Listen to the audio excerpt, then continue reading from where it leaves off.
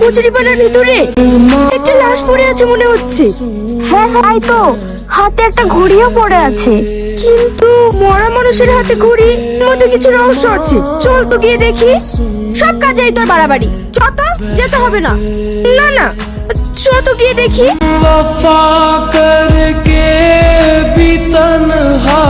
কি রে সালমা, এ তো দেখছি বেঁচে আছে। বেঁচে আছে তাই তো।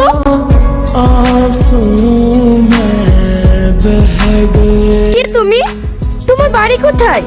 কি রে সালমা, এ তো কিছুই বলছে না। এত সুন্দর ছেলে, এর এই অবস্থা কে করলো? তো একে বাড়ি নিয়ে যাই।